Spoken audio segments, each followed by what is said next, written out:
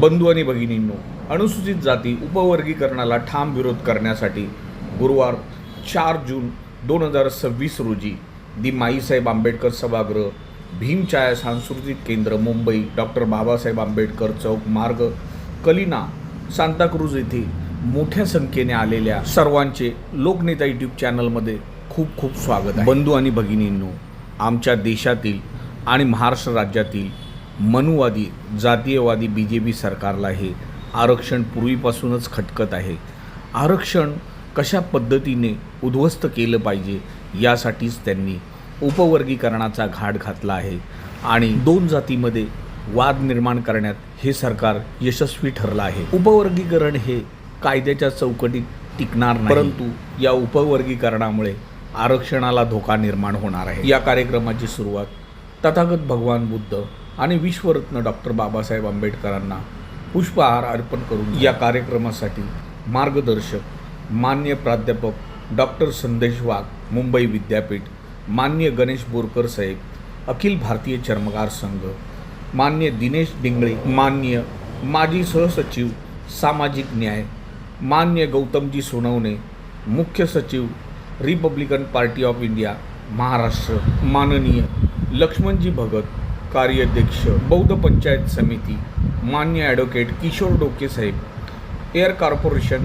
SC/ST employees association, या कार्यक्रमाचे सभाध्यक्ष आयुष्यमान प्रकाश मोरे, तर या कार्यक्रमाचे सूत्रसंचालन केले आयुष्यमान संदीप साळवी यांनी।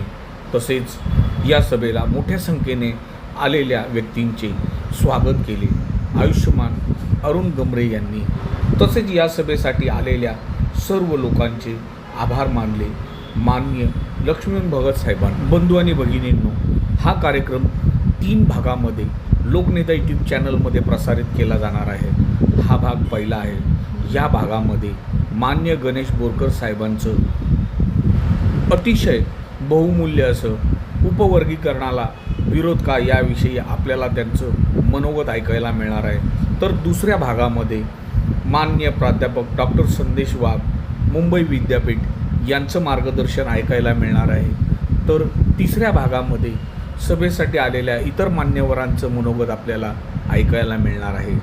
त्यामुळे अनुसूचित जाती जमातीतील सर्व लोकांना कळकळीची विनंती आहे की आपण उपवर्गीकरण काय आहे आणि त्यामुळे आरक्षण कसं नष्ट केलं जाणार आहे, जातीमध्ये कसा वाद निर्माण केला जाणार आहे, त्यासाठी हे व्हिडिओ आपण शेवटपर्यंत पाहिले पाहिजेत आणि उपवर्गीकरण होऊ नये यासाठी प्रत्येक कार्यक्रमामध्ये आपण सहभागी झालं पाहिजे। मोर्चे निघणार असतील तर त्या मोर्चामध्येही आपण सहभागी झालं पाहिजे, तेव्हाच उपवर्गीकरणाची प्रक्रिया थांबेल, आरक्षण वाचेल। त्यासाठी प्रत्येक बांधवांनी हे व्हिडिओ शेवटपर्यंत पहा, जास्तीत जास्त लोकांना फॉरवर्ड करा आणि लोकनेता यूट्यूब चॅनलला लाईक करा, शेअर करा, सबस्क्राईब करा। धन्यवाद। नमो बुद्धाय, जय भीम, जय संविधान। कार्यक्रमाला सुरुवात करत आहोत। ही एक वैचारिक सुरुवात होण्या अगोदर आपण सर्व मान्यवर या ठिकाणी उपस्थित आहात। आजच्या या कार्यक्रमाला अध्यक्ष म्हणून त्यांच्या अधिपत्याखाली हा कार्यक्रम संपन्न होणार आहे। भीमछाया सांस्कृतिक केंद्राचे आपले संस्थापक अध्यक्ष आणि कोकण रिपब्लिकन सामाजिक संस्था या संस्थेचे सन्माननीय अध्यक्ष आणि Republican party of India Konkan प्रांताचे अध्यक्ष सन्माननीय प्रकाशजी मोरे साहेब या आजच्या कार्यक्रमाचं अध्यक्षस्थान स्वीकारतील अशी मी त्यांना विनंती करतो। सर्वांना सविनय जय भीम। विश्वदंत तथागत भगवान गौतम बुद्ध, परमपूजनीय भारतरत्न डॉक्टर बाबासाहेब आंबेडकर, छत्रपती शाहू महाराज, छत्रपती शिवाजी महाराज, संत कबीर, महात्मा ज्योतिबा फुले, सावित्रीबाई फुले यांच्या प्रतिमेला सर्वप्रथम अभिवादन करून आज या ठिकाणी आता आम्ही या सभागृहामध्ये उपस्थित या ठिकाणी सर्व मान्यवर या ठिकाणी उपस्थित असलेले आमचे प्राध्यापक डॉक्टर संदेश वाघ, मुंबई विद्यापीठ, त्याचप्रमाणे दिनेश डिंगळे माजी सचिव, त्याचप्रमाणे लक्ष्मण भगत, कार्याध्यक्ष बौद्ध पंचायत समिती, त्याचप्रमाणे गणेश बोरकर साहेब, अखिल भारतीय चर्मकार संघ, त्याचप्रमाणे गौतम सोनवणे, महाराष्ट्र सचिव रिपाई, ॲडव्होकेट किशोर डोके, air corporation SC/ST employees union, हे सगळे मान्यवर आणि आणि ज्यांना आपण या ठिकाणी निमंत्रित केले त्या सर्व संस्थांचे सर्व सन्माननीय या ठिकाणी कार्यकारी सदस्य उपस्थित बंधू, या ठिकाणी आजच्या हा कार्यक्रमाचे जे सूत्रसंचालन करणारे आमचे संदीप साळवी यांनी याच्या आजच्या ह्या कार्यक्रमाच्या अध्यक्षस्थानी माननीय प्रकाशजी मोरे यांचं जे नाव सुचेल त्यांना मी आपल्या सर्वांना अनुरोध देते त्यांनी आजच्या कार्यक्रमाचा अध्यक्ष स्वीकारायसाठी त्यांना विनंती. सर्व महामानवांना अभिवादन करून आजच्या कार्यक्रमाला विशेष असे मार्गदर्शन करणारे सर्व आपल्या आदरणीय सहकारी सगळे हितचिंत आणि जमवलेले सगळे जमलेले माझे विनसक मित्रांनो, आजच्या कार्यक्रमाचं अध्यक्षस्थान मी स्वीकारत असून आदरणीय आजच्या कार्यक्रमाची जे काही सूत्रसंचालन आहे थोडं आपण फरक केलेला आहे. कारण आदरणीय बोरकर साहेबांना परत गाडी जायचं आहे अकोल्याला आणि त्यांची वेळ अत्यंत महत्त्वाचा आणि त्यांचं बोलणंसुद्धा आपल्याला अत्यंत महत्त्वाचं आहे. त्यांच्या वेळेचं भान टाकून आपण सुरुवात करताना प्रथम आपण आदरणीय संदीप साळवी या कार्यक्रमाची प्रस्तावना करतील अशी मी त्यांना विनंती. सर्वांना पुन्हा एकदा सगळ्यांनी जय भीम. आपल्या सगळ्यांना ज्ञात असेल की सध्या महाराष्ट्रामध्ये जी परिस्थिती आहे ती महाराष्ट्रामध्ये अनुसूचित जाती आणि जमाती यांच्या आरक्षणावरती संविधानातनं पळवाट काढून जे उपवर्गीकरण केलं जात आहे आणि ते SC STचं त्या उपवर्गीकरणाला आपल्या संपूर्ण महाराष्ट्रामध्ये विरोध होत असताना या जिल्ह्यामध्ये देखील त्याचा विरोध झाला पाहिजे. या अनुषंगाने आपण सर्व विचारवंताच्या आणि इथे काही उपस्थित मान्यवर आहेत आपल्या सर्वांचं विचार विनिमय व्हावं यासाठी ही बैठक या ठिकाणी आज बोलवण्यात आलेली आहे. या बैठकीचा उद्देश एवढाच असेल की जे उपवर्गीकरण जे सरकार करत आहे ते उपवर्गीकरण का करावं किंवा याला आमचा विरोध का आहे ते सर्व समजून घेण्याकरिता आपण या ठिकाणी जी बैठक बोलवलेली आहे. बंधू आणि भगिनींनो, अनुसूचित जाती उपवर्गीकरणाला ठाम विरोध या बैठकीमध्ये आता आपणा सर्वांना कार्यक्रमाच्या तिसऱ्या भागामध्ये गौतमजी सोनवणे, ॲडव्होकेट किशोर डोके साहेब, दिनेश डिंगळे साहेब, लक्ष्मण भगत साहेब यांचं मार्गदर्शन लाभणार आहे. अर्धा तास द्यावा आपण कार्यक्रम संपवणार आहे. आपण आता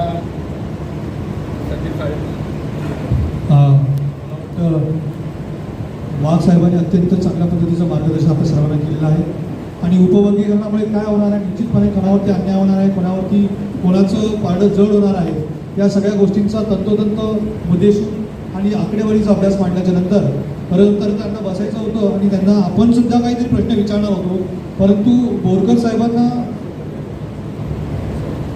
जाणं असल्या कारणाने संदेश वाघ साहेब देखील जाणार आहेत, परंतु डिंगळे साहेब इथे असणार आहेत. त्यांचं मार्गदर्शन केल्यानंतर आपण आपले प्रश्न जे काय आहेत त्यांना विचारणार आहोत. तर मी या ठिकाणी रमेश पाटील साहेबांना विनंती करतो की त्यांनी संदेश वाघ साहेबांचं या ठिकाणी स्वागत करायचं आहे आणि आपल्या सर्वांना विनंती करतो की जरा टाळ्यांच्या गजरात आपण अभिनंदन करायचं की त्यांनी आपल्याला वेळ दिल्याबद्दल.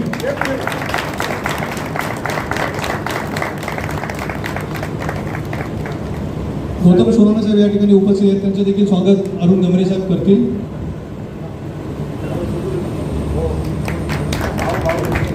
डिंगळे साहेब उपस्थित आहेत तिथे या ठिकाणी मी सिद्धार्थ कांबळे साहेब उपस्थित आहेत, त्यांना विनंती करतो की त्यांनी डिंगळे साहेबांचं स्वागत करायचं आहे.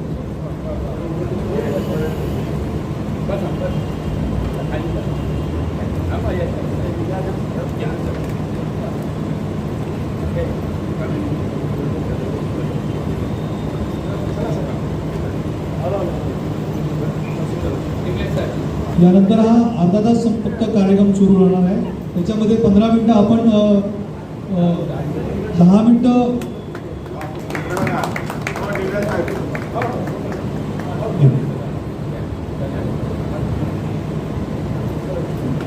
वागसर आणि बोरकर सर एक मिनिट वा 2 मिनिटं मी तुम्हाला एक टेक्निकल लाईनवर आणि लिगल लाईनवर 2 प्रश्न विचारतोय.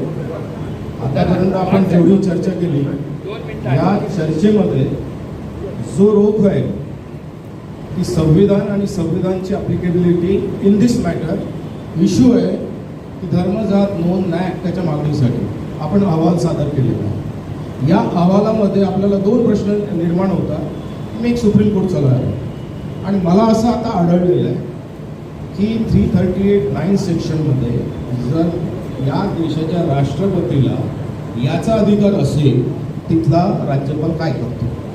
आणि आमच्याकडे महाराष्ट्रामध्ये राज्यपालासाठी तुमच्याकडे असं कुठलं मेकॅनिझम आहे की ज्यामध्ये ही जी जात नोंद न्याय हक्काची मागणीसाठी तुम्ही कशा प्रकारे आपला लढा उभा करू शकता. मला असं वाटतं की this matter is totally related with the supreme court and high court जजेस. कारण हा काही तुमचा माझा आणि शासनाचा प्रश्न नाही आहे. जर सुप्रीम कोर्टाने 7 जजमेंटच्या याच्यामध्ये 6 वर्सेस 1 जजमेंट दिलेलं आहे आणि त्याच्यामध्ये ज्या मॅडम त्रिवेदी होत्या त्यांनी स्पेसिफिकली असं म्हटलेलं आहे की या प्रत्येक गोष्टीचं पुनर्वलोकन व्हायला पाहिजे. मग हे पुनर्वलोकन जर व्हायचं असेल तर article 14, article 15, article 16(4), article 21, article 46, article 43A आणि त्याच्यासोबत जर या देशामध्ये जर तुम्हाला रिझर्वेशन पाहिजे असेल, इक्वॅलिटी पाहिजे असेल, maintenance of entire constitutional rights पाहिजे असतील, तर त्यासाठी तुमचा लढा हा न्यायिकच असायला पाहिजे. आणि जर आपल्याला असं वाटत असेल की धर्मजात नोंद करताना बुद्ध आणि महार किंवा इतर जात करायचं असेल तर तो स्पेसिफिकली आपण लोकांपुढे मांडता यायला पाहिजे. कन्फ्युजन करून इथले जर लोक जात असतील तर या पूर्ण परिस्थितीचा आढावा घेताना आपल्याला असं आढळतंय की जर मला सर्वसामान्य माणसापर्यंत एक कॉमन लँग्वेजपर्यंत ती माहिती पोहोचवता येत नसेल, कारण हे जे अहवाल आहे किंवा जे हे मास्टर प्लॅन्स आहेत किंवा स्ट्रोक्स आहेत, हे स्ट्रोक्स शासनाच्या भाषेमध्ये IAS, IPS बाकीचे ऑफिसर करतात. मला फक्त एकच प्रश्न होता की एअर इंडिया प्रायव्हेटायझेशन झाल्यानंतर जवळपास 10 लाख लोकांचे जर जॉब गेले असतील आणि या 75 वर्षामध्ये 141 एअरपोर्टमध्ये जर एअर इंडिया इंडियन एअरलाइन्सने आपली भागीदारी दाखवली असेल आणि त्याची जी कॉस्टिंग जर 10 लाख करोड असेल, 10 लाख करोड आणि एकट्या फक्त मुंबईच्या कॉलनीची कॉस्ट 1 लाख करोड असताना 18,000 करोडमध्ये एअर इंडियाचे 141 विमान विकल्या जातात आणि त्याची जी पूर्ण रिजन वाईज आहे ती 10 लाख करोडची प्रॉपर्टी विदाऊट कोटेशन आणि विदाऊट लिगॅलिटी जर शासन, महाराष्ट्र शासन आणि भारतीय शासन ॲक्सेप्ट करत असेल तर त्याला चॅलेंज करणारी एकमेव संस्था air corporation SC ST employees association यांनी हायकोर्ट, सुप्रीम कोर्ट 27 दिवस आर्ग्युमेंट चालले. भारतातले सर्व तज्ज्ञ त्याच्यामध्ये आर्ग्युमेंट्स केले आणि याच्यामध्ये प्रश्न रिझर्वेशनचा निघाला आहे आणि त्यामुळे चीफ जस्टिस ऑफ मुंबई यांनी असा आदेश दिला की air corporation SC/ST employees association हे आपल्या हक्कासाठी राष्ट्रपती, राज्यपाल, नॅशनल कमिशन्स, किती नॅशनल कमिशन्स 6 आणि 7, SC/ST, sweepers, human rights, women's आणि जनरल जे याची कंडिशन्स आहेत याच्यामध्ये भारतीय नागरिक म्हणून प्रत्येक व्यक्ती जाऊ शकतो. सर्वात मोठा अधिकार जो आहे राज्यपालाला आहे. राज्यपालाला अजून कुठलाही इथला चीफ मिनिस्टर भेटलेला नाही आणि चीफ मिनिस्टर विजिलंट कमिटीचा चेअरमॅन आहे as per as the act of atrocity, as per as this PCR rights. या पूर्ण प्रोसेसमध्ये जर आपण कार्यरत केलं तर माझे जे लिगल एक्सपर्टी आहे मी आज पण द्यायला तयार आहे आणि हे राहुल गांधी, चंद्रशेखर आझाद आणि यासाठी पार्लमेंटमध्ये प्रश्न निर्माण झाला होता की देरी reservation should be applicable in the privatisation also. म्हणून नाही याच्या आता या धर्मजात नोंदमध्ये आपण फक्त अहवाल मांडलेला आहे. आमचं असं म्हणणं आहे की धर्मजात करताना जे काय मांडलेलं आहे त्याच्यावर पण चर्चा व्हायला पाहिजे की सामान्य जनतेपर्यंत कॉमन लँग्वेजमध्ये पोहोचायला पाहिजे.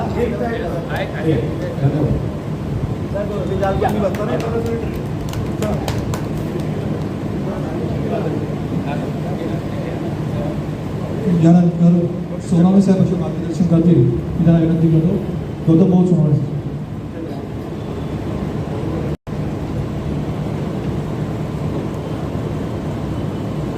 परमपूज्य डॉक्टर बाबासाहेब आंबेडकर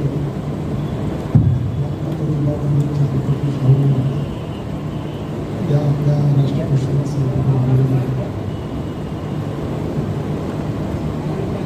खरं म्हणजे एका प्रकाश मोरे यांनी ज्या वेळेला आठवड्यात मला फोन केला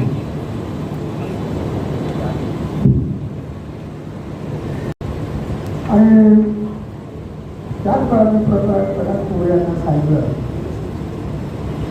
जरी पक्षाचा प्रमुख जरी असतो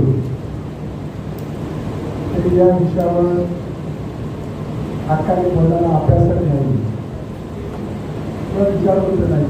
त्या विषयावर तुम्ही नेमणारे लोक आहेत त्यांनी त्याची नावं सांगितली तर आपण त्यांचा ऐकला तर येऊ कधी कधी आणि त्या विषयावर त्यांनी अभ्यास केलेले आहे किंवा या संदर्भात जे अभ्यासक आहेत विचार होत आहेत त्यांचं योग्यरित्या त्यांचं म्हणणं ऐकावं.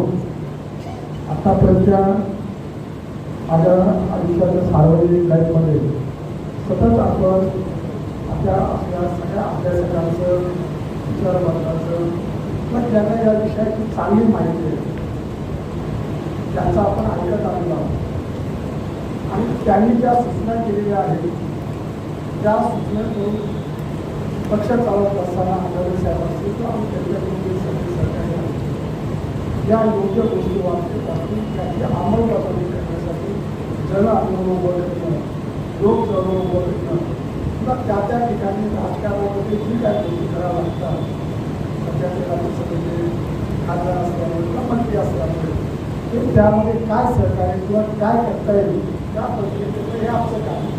त्यामुळे फक्त वेगळे साहेब किंवा आता सगळे बाहेर सगळं ऐकण्यासाठीच आलेलो होतो खास. त्यामुळे ह्या गोष्टीवर ह्या विषयावर जे काय मत मांडलं यापेक्षा तुम्ही आम्हाला काय सूचना करता आम्ही काय केलं पाहिजे पक्षाच्या लोकांनी कार्यकर्त्यांनी त्याचा या संदर्भात सक्त आम्हाला सूचना कराव्या आमची करावी. आमचं या सगळ्या भागामध्ये आमची सपोर्ट आहे. कारण मला गेल्या अनेक वर्षाचं खरं म्हणजे बोरकर बोलले परत विचारले बोरकर बोलले चंद्रकांत समाजाचे जे नेते आहेत मी दलित बँकरच्या गोष्टीतून आम्ही तयार झालेलो आहोत. आज दलित हा शब्दाला सुद्धा सुरू होणारे नाही. या दलित बँकेच्या लढ्यामध्ये आम्ही सगळे एकत्र होतो. दलित बँकेच्या लढ्यामध्ये कधीही असं जाणवलं नाही की महाराष्ट्र समाज या सगळ्या परंतु दलित बँकेच्या त्यावेळेच्या सारखी जी परिस्थिती या उपयोगवासकाच्या नावाखाली आलेली आहे त्यावेळेला आम्ही तो संघर्ष करत होतो. सगळ्या जाती धर्मासाठी संघर्ष करत होतो.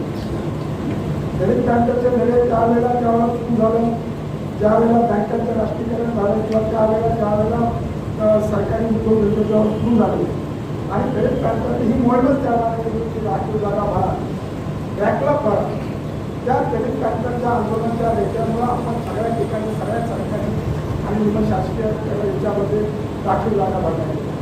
शेवटचं जे आंदोलन 1980च्या सुरू झालं नॅशनल टेक्स्टाईल कॉर्पोरेशनमध्ये आंदोलन झालं. संदेश केले त्यानंतर आम्ही मुंबई विद्यापीठ किंवा भारतातील महाराष्ट्रातील जी विद्यापीठ आहे त्यासोबत त्यामध्ये सुद्धा बँकला भरला होता. राज्यात अरुण आंबेडकर नेतृत्वात तर त्यावेळेला आम्ही आंदोलन करत राहिलो. त्यावेळेला जसं बाबासाहेबांचा विचार घेऊनच आम्ही आंदोलन करत राहिलो आणि बाबासाहेबांनी जसं संदेश दिला आणि नेत्यांनी सांगितलं कोणत्या जातीला विचारून त्यांनी सगळ्या 2000 जातींना किंवा अनुसूचित जाती असतील किंवा तसं आपण सुद्धा आंबेडकरी चळवळीचा म्हणजे बाबासाहेबांचा विचार घेऊन आंदोलन केलं. ज्यावेळेला कोणत्या जातीला आरक्षण मिळतं एकदा आम्ही त्यावेळेला केलं त्यावेळेला ते ताबडतोब ते आरक्षण जेव्हा अंमलबजावणी झाली त्यावेळेला कोणत्या जातीचे किती माणसं होते याचा आम्ही विचार केला. त्यामध्ये एकट्या कोकणचा एकट्या महाराजांचा किती विचार केला सगळ्या जातींचा आम्ही विचार केला. राष्ट्रीय टेक्स्टाईल कॉर्पोरेशनने ज्यावेळेला आम्ही 79ला ज्यावेळेला आंदोलन केलं त्यावेळेला तर असं आम्हाला त्यावेळेला यांनी सांगितलं की त्या कॅन्डिडेट ताबडतोब 1 महिन्यात आम्ही शिक्षण जवळ 200 विद्यार्थ्यांनी आजोबाने त्याचे सगळे जवळ 125 विद्यार्थी शिक्षणाचा उपयोग केला. म्हणजे असा प्रॉब्लेम असतो की त्याच्यामध्ये सगळ्या जातीचे विद्यार्थी होते. म्हणजे स्वतःचे मध्ये किंवा त्यावेळेस नॅशनल त्याच्यामध्ये माझ्यावर आम्ही दोघे पण एका मीटमध्ये काढतो खूप कामाला लागतो. दोघे एका ठिकाणी ते शिकत राहिले ते जिल्हाबाद करत राहिले. म्हणजे ते या सगळ्या घडामोडीमध्ये एक सगळी वस्तू केली ते पब्लिकन चळवळी किंवा आंबेडकरी चळवळी बाबासाहेबांच्या आहे सतत कोणत्याही जातीसाठी स्पेसिफिक एका जातीसाठी कधी आंदोलन किंवा आता सुद्धा रिपब्लिकन पक्ष किंवा आंबेडकरी चळवळ आता मोठे साहेब आपण जेव्हा एसी एस टी जेव्हा प्रश्न घेतो तेव्हा आपण सतत सगळ्या जातीचे प्रश्न घेतो परंतु आता या ठिकाणी मात्र अलीकडच्या काळामध्ये आम्ही उद्योगाने म्हणावं लागतं किंवा आता ज्या वेळेला काही विचारवंत सतीश वाघ असतील किंवा त्यांची मतं मांडलं एका जातीला टार्गेट केलं बौद्ध आणि महाजातीला टार्गेट करून जर काय त्या चुकीच्या गोष्टी आहेत आम्ही सुद्धा मातृ समाज आमच्या बरोबर आहे रिपब्लिकन पक्षाने सार्वजनिक राजकारणामध्ये मातृ समाजाचे अनेक कार्यकर्ते आमच्या बरोबर आहेत रिपब्लिकन पक्षातील मातृ आघाडी स्वतंत्र आपल्याबरोबर कार्यरत मातृ समाजाच्या अनेक आंदोलनामध्ये स्वतः आठवले साहेब आम्ही उपस्थित राहिलो परंतु आमची त्यावेळेला सुद्धा भूमिका ठिकाणी लागली आहे आज सुद्धा ही भूमिका राहिली आहे की एखाद्या म्हणजे रिझर्वेशनमध्ये काही जातीवर जर अन्याय झाला असेल तर काही जातीवर अन्याय होऊ नये ही आमच्या आजही भूमिका आहे परंतु एका जातीवर म्हणजे अन्याय अशी भूमिका असताना त्या जातीने मात्र दुसऱ्या जातीने आपलं आरक्षण लागलं दुसऱ्या स्पेसिफिक जातीला टार्गेट करणं त्याचीच ते केलं आणि ते आपल्याला सगळं आकडेवाढून दिसतं आकडेवाढून असं दिसतंय की इतक्या संख्येत महाराष्ट्र बौद्ध जाते तितक्या प्रमाणात त्यांना सवलती पण मिळाल्या नाही तितक्या प्रमाणात त्यांना तिथल्या राजकीय पण त्यांचे आमदार खासदार आले नाही आणि या सगळ्या घडामोडी करत असताना या सगळ्या गोष्टी करत असताना आता ते चाललेले आपलं चुकीचं चाललेलं हे चुकीचं चालले असताना त्या गोष्टीचा आपल्याला विरोध करावा लागणार राजकीय दृष्ट्या त्या पक्षातून आम्हाला भूमिका द्यावी लागणार ही सगळी गोष्टी जी आहेत या सगळ्या घडामोडीमध्ये आणि त्या सगळ्या लोकांची आपल्याला भूमिका घेऊन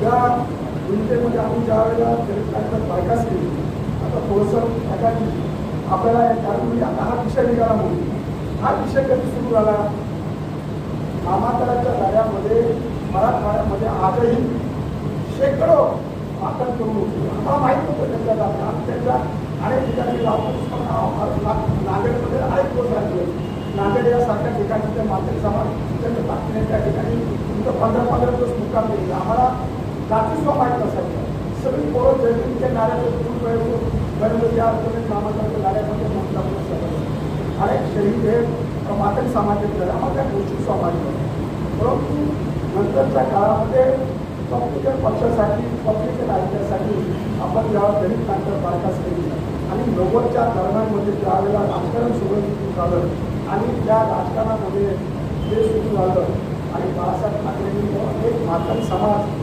त्यावेळेला तो विभक्त करण्यासाठी हिंदू दलित हिंदू बौद्ध दलित आणि हिंदू दलितांचा मेळावा शिवाजी पार्कला डॉक्टर गोखलेंच्या नेतृत्वाखाली आयोजित केला तेव्हापासून या सगळ्या घडामोडी सुरू झाल्या आणि ते आजपर्यंत या सगळ्या घडामोडी आता येतपर्यंत आता आपल्या डोक्यात आमच्या गाडीमध्ये पण आज सुद्धा आमच्यावर आहे मातृ करून आहे म्हणजे आता मातृ करून म्हणजे 159 जाती आहेत त्यामुळे एक जाती म्हणजे 58 जाती असा तो सुरू आहे आमच्या दृष्टीने एक महत्त्वाचं असं आहे की दलित ज्या वेळेला सगळ्या जाती अनुसूचित जाती आमच्याबरोबर एकत्र आहेत मराठवाड्याच्या नामांतरासाठी आदिवासी लोक त्यावेळेला नंदुरबार किंवा पालघर किंवा या ठिकाणी अनेक शेकडो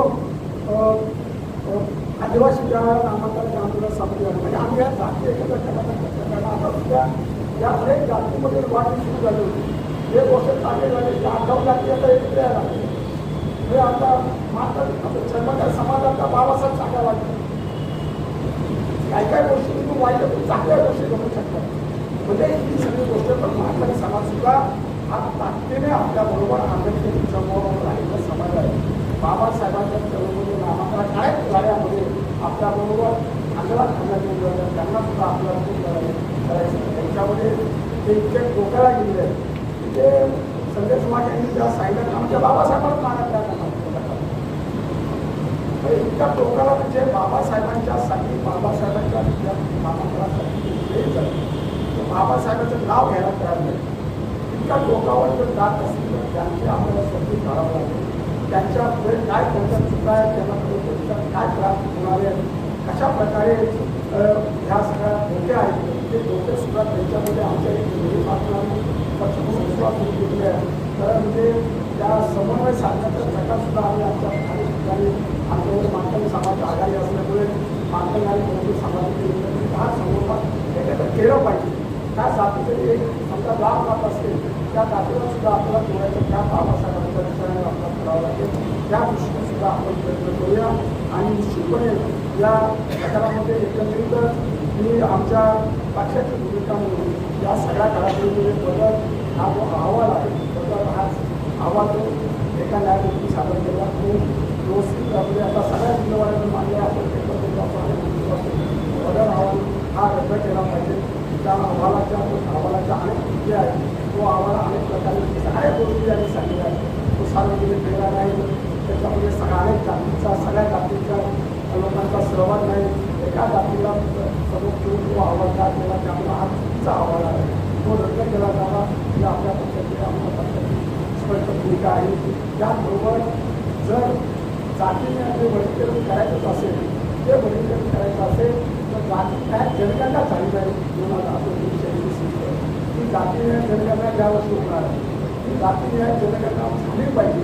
ती जातीने जनगणना झाली तर निश्चितपणे प्रत्येक जातीचं प्रमाण, प्रत्येक जातीची संख्या आणि सुप्रीम कोर्टाने जजमेंटात कसं दिलेलं आहे की बाहेर कोर्टाच्या नियमानुसार वर्गीकरण केलं जावं.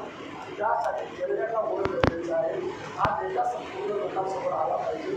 त्या दृष्टीने त्यानंतर वर्गीकरण करावं आणि त्यानंतर एखाद्या जातीला प्रदेशवर अनेक जाती आहेत त्या कमी संख्येने आहेत. त्या जातीवर त्या जातीचं उदात्तीकरण किंवा त्या जातीला न्याय मिळाला पाहिजे, त्या जातीला हक्क मिळाला पाहिजे. जातीच्या त्या आरक्षणामध्ये त्यांना न्याय मिळाला पाहिजे ही आमची भूमिका आहे. म्हणजे त्यासाठी निश्चितपणे जातीय जनगणना झाली पाहिजे. जातीय जनगणनेचा डाटा उपलब्ध झाला पाहिजे. त्यामध्ये खरंच कुठे आरक्षण लागतं का, खरंच कोण पुढारीपणे झाले का, खरंच कुठल्या जातीमध्ये आता आमच्या गावामध्ये मी एकदा शिकलो म्हणजे माझ्या कोणाच वेळेमध्ये निश्चितपणे ते खरंच एखादी जात खरंच पुढे का, खरंच कोणाचं आरक्षण लागले का, हा छोट्याचा आकडेवारी घेऊन आहे तो प्रयत्न वर्गीकरण करू नये असं आम्ही आमच्या मतावर आलेलो आहोत. आणि त्या परंतु या सगळ्या काळामध्ये या घडामोडीमध्ये बाबासाहेबांचे अभियान आपण एखाद्या खरंच जातीवर जर अन्याय झाला असेल आणि खरंच एखाद्या जातीला आरक्षण द्यायला नसेल तर एखाद्या जातीवर त्या दृष्टीसुद्धा आपण तो विचार केला पाहिजे. म्हणून या सगळ्या लोकांच्या निर्णयानुसार हे जे सामाजिक आर्थिक डेटा तयार झाला पाहिजे, जनगणना झाली पाहिजे, या सगळ्या गोष्टी या सगळ्या गोष्टींवर कार्यवाही व्हावी अशी आमची इच्छा आहे. आणि काय सगळं साहेब असेल किंवा आपल्या असेल तर सगळ्या लोकांनी जे समाजातील भूमिका विचार म्हणतात, या विषयावर अभ्यास करणारे बोलतात, या विषयातील तज्ञ लोक एखादं बसून आम्हाला त्या सूचना करा तर त्या दृष्टीने लोक आंदोलन लोक चौकटी करण्यामध्ये सुद्धा आम्ही तयार आहोत. परंतु जाती मात्र एक प्रकार राहिला पाहिजे. त्यासाठी सातत्याने निर्धार दिला त्या अनुषंगाने कसा आत्तापर्यंत आपल्या एकत्र यायला लागलेल्या त्या आत्तापर्यंत आपल्याला माहीत नव्हत्या त्या अलीकडच्या काळात त्याच्यानंतर ज्या आपण विसरून गेलो त्या पुन्हा जाती आता बाबासाहेबांचं जयंतीचा कार्यक्रम झालेला आहे. अशाप्रमाणे आपल्या बरोबर एखादी जाती बाहेर जात असतात त्या जातीला सुद्धा त्यांच्यातसुद्धा त्यांना जे काय वाटतं त्यांच्या डोक्यात तुम्ही काय ते टाकलेलं आहे, त्यांच्या डोक्यात जे तुम्ही जे वेगळंच टाकलेलं आहे त्यांची डोकीसुद्धा आपल्याला साफ करून आपल्यासोबत घेऊन आपल्याबरोबर आपल्याबरोबर बाबासाहेबांच्या विचाराबरोबर गेल्याचं काम आपण करूया. आणि मला वाटतं असं काय करूया जय भारत जय महाराष्ट्र. धन्यवाद भाऊ. त्याच्यानंतर बरोबर ते वेळ भरपूर झालेला आहे. आपण सगळेजण बऱ्याच वेळापासून बसलेलो आहोत. मी सन्मान्य विचारमंचाच्या सर्व प्रमुख व्यक्त्यांची दिलगिरी व्यक्त करून आजच्या या शेवटच्या आपण टप्प्याला येऊन पोहोचलेलो आहोत. आणि या ठिकाणी ज्या सामाजिक न्याय विभागाच्या अंतर्गत या सगळ्या गोष्टी घडणार आहेत त्या सामाजिक न्याय विभागाचे माजी सहसचिव दिनेश ढेगळे साहेब उपस्थित आहेत. त्यांना मी विनंती करतो की त्यांनी मार्गदर्शन करावं. आणि याच्यानंतर प्रश्नोत्तराचं आपण ज्या कोणाला प्रश्न असतील आपण 5-10 मिनटं प्रश्नोत्तराला देणार आहोत. तर त्याच्यामध्ये आपण सर्वांनी आपले प्रश्न मांडून उपस्थित करायचे. माझ्याकडे 5 मिनिटापासून 50 मिनिटं आणि 5 तास असा वेळ आहे. माझ्याकडे किती वेळ आहे? 5 मिनिटं 50 मिनिटं 5 तास. तुमची फक्त तयारी पाहिजे. कारण तुम्ही तज्ज्ञांना ऐकून घेतलेले आहे फक्त. खुर्चीत बसलेल्या माणसाला जर ऐकायला गेलं ना तर हिचे पण अर्धे नाराज होऊन जाते. त्याला तो कशाला बोलणं एवढा स्पष्ट आहे, कारण मी आहे मला ते माहिती आहे. बरोबर आहे. त्यामुळे मी फार संक्षिप्तपणे तुम्हाला सांगतो की खुर्चीत बसून जे करायचं आहे ना, पहिल्यांदा माननीय बाबासाहेब आंबेडकरांच्या विचारांना विनम्र निवेदन. मंचावर उपस्थित आमचे सगळे दिग्गज नेते या सर्वांचे आभार मानतो की त्यांनी अशा विषयावर पहिल्यांदा आपण परिषद भरवली. कारण नाही तर काय होतं, आपला प्रॉब्लेम काय आहे, आपली जयंती झाली, आपली बुद्धपौर्णिमा पण झाली, बरोबर आहे का नाही. आता आपल्याला 6 डिसेंबरमध्ये एकत्र यायचं होतं. पण असं काय गव्हर्नमेंटने केलं का आपल्याला यावंसं वाटतं. त्यामुळे पहिला गव्हर्नमेंटचं अभिनंदन केलं, बरोबर आहे. नाहीतर आला असता काय तुम्ही लोक कोण आला असता काय, खरं सांगा. मी पण इच्छा तर तुम्ही पण इच्छा आला पण असता डायरेक्ट 6 डिसेंबरला. पहिलं मला एकाने विचारलं, नाही आपण समाजकार्य केलं पाहिजे. हे पण समाजकार्य बाबासाहेबांनी कुठं वेळ ठेवले आपल्याला. म्हणजे काय बोलता राहू तुम्ही बोलतो दाखवू काय आता. 1 जानेवारीला तुला कुठं गेलं पाहिजे का नाही, बरोबर आहे. 14 जानेवारीला कुठं गेलं पाहिजे भाऊ, कुठं संभाजीनगरला गेलंच पाहिजे ना. 26 जानेवारीला आपण बिझी आहोत, आपल्या बापाची घटना. 7 फेब्रुवारीला कोणी साहेब काय बघू देत नाही, येतात काय नाही. लगेच 7 फेब्रुवारी येतात नाही, येतात तर 20 मार्चला जायचं बरोबर. 20 झालं का 14 एप्रिल. 14 एप्रिल झालं का तो महिनाच आपला आहे का आपल्याला वेळ. मग नंतर थोडंसं कुठं आलं तर बुद्धपौर्णिमा. ते झालं ना झालं का आपलं राजाची शाहू महाराज. ते झालं का आपण काय कुठं वर्षाबाद. हे 2-4 महिने. ते झालं का आपण 13 ऑक्टोबरला कुठं जातो, एवढा कुठं दीक्षाभूमीवर नाही. मग आपल्याला 14 ऑक्टोबर येतो किंवा अशोका विजयादशमी येते, मग आपल्याला नागपूरला जायचं असतं, बरोबर. मग आपल्या बापाची घटना लिहिलेली आहे, संविधान दिन आहे 26 नोव्हेंबरला. मग आपल्याला तो साजरा करावा लागतो. मग परत आपल्याला 6 डिसेंबर आहे, बरोबर. ते संपत आलं नाही आलं का भगत साहेब लगेच नाही, ते मनुस्मृती राहणार बघायचं आहे आपल्याला. ठीक आहे, मला जावंच लागेल ना. 25 डिसेंबर आहे काय आपल्याला वेळ आहे.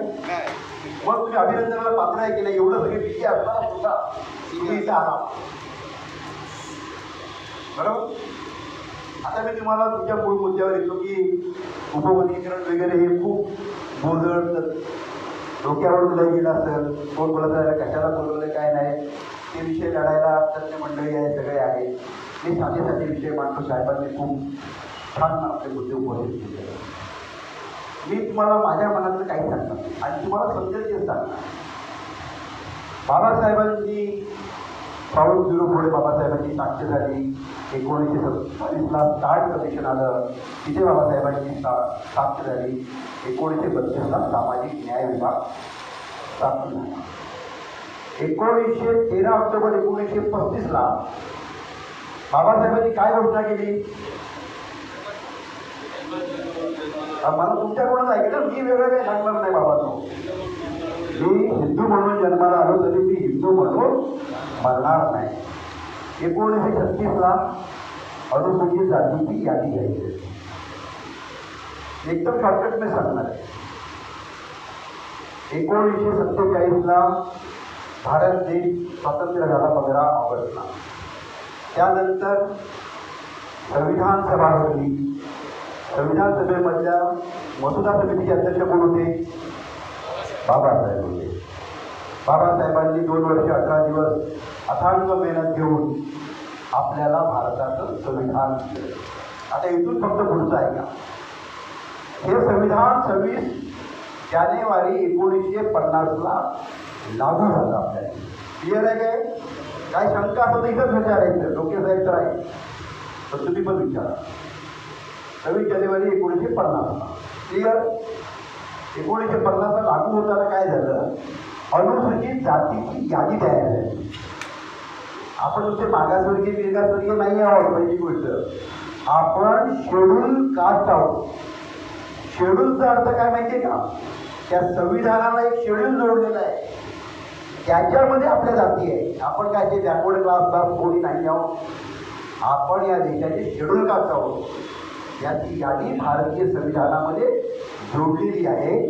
ही यादी प्रेसिडेन्शियल ऑर्डर 10 ऑगस्ट 1950 रोजी प्रेसिडेंटनी जाहीर केली. किती ऑगस्ट 50? 10 ऑगस्ट 50. त्याने काय सांगितलं की ही अनुसूचित जातीची यादी आहे. ह्या जातीतला माणूस हा 2 धर्माचं पालन करणारा असू शकतो. कुठल्या 2 धर्माचं ते सांगतो? हिंदू किंवा शीख. शीखामधल्या 5 जाती होत्या, त्यामुळे तो शीख पण असू शकतो, तो हिंदू पण असू शकतो. क्लिअर? काय कन्फ्युजन असेल तर मला विचारा. बरोबर आहे? क्लिअर आहे तुम्हाला?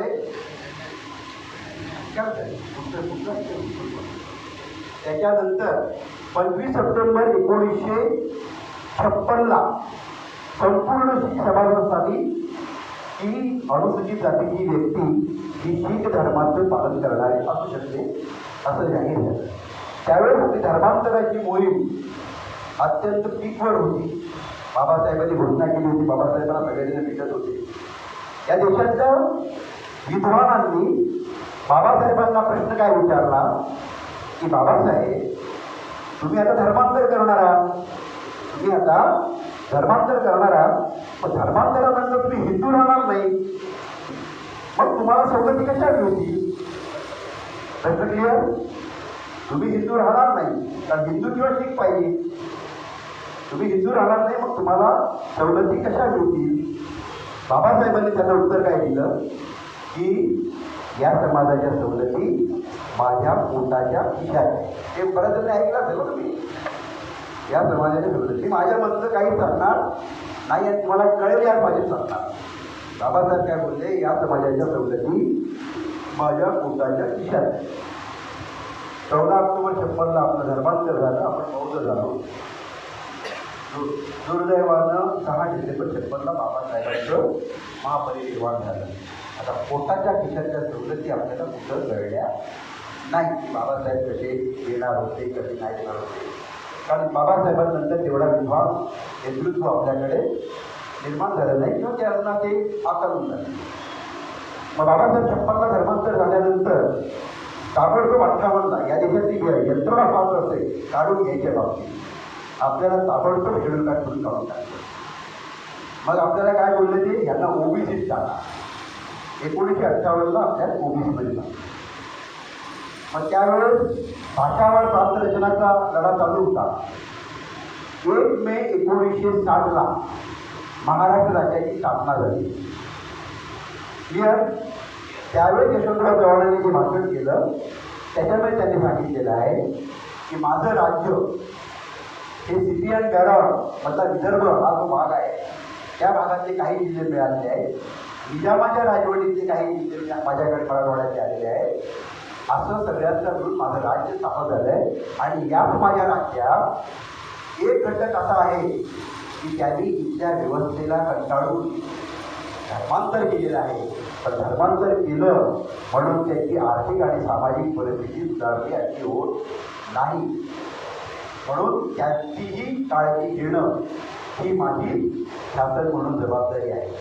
मग 1961मध्ये BD देशमुख कमिटी स्थापन झाली. बौद्ध माणसाचा लढा खूप मोठा आहे, त्यांच्यापर्यंत तुम्ही बोलत आहे. त्या समितीमध्ये RD Bhandare, barrister RD Bhandare होते आणि त्याच्यामध्ये धर्मांतरित बौद्धांचं एक अखंड चॅप्टर आहे. आणि मग महाराष्ट्र शासनाने निर्णय घेतला की ही अनुसूचित जातीची जी 59 जाती आहेत त्यातल्या ज्यांनी बौद्ध धर्म स्वीकारला आणि मोठ्या प्रमाणावर महाराष्ट्र धर्म स्वीकारला होता त्यांनाही अनुसूचित जातीच्या सवलती लागू होती. 9 एप्रिल 65 साली. 9 एप्रिल 1965. पण आपल्याला सवलती कुठे मिळाल्या? या जागेच्या तुमच्याकडे यायचे मला बोलू. महाराष्ट्राच्या पेरीमध्ये तर भारतीय घटना काय सांगत होती, हिंदू किंवा शीख पाहिजे. हाव का तुम्ही? नाही.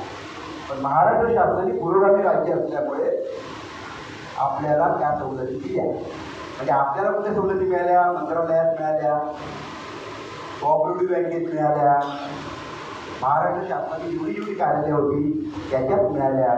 पण आपल्याला सवलती काय एअर इंडियात मिळाली नाही, बहुधा असलेल्या मिळाली नाही, आपल्याला रेल्वेमध्ये मिळाली नाही, आपल्याला इन्कम टॅक्समध्ये मिळाली नाही. मग या सवलती कुणाकडे गेल्या? हे उपवर्गीकरणाचा प्रश्न आहे ना आता. मग 1962 पासून या सवलती केंद्रात आणि राज्यात कोण घेत आहे?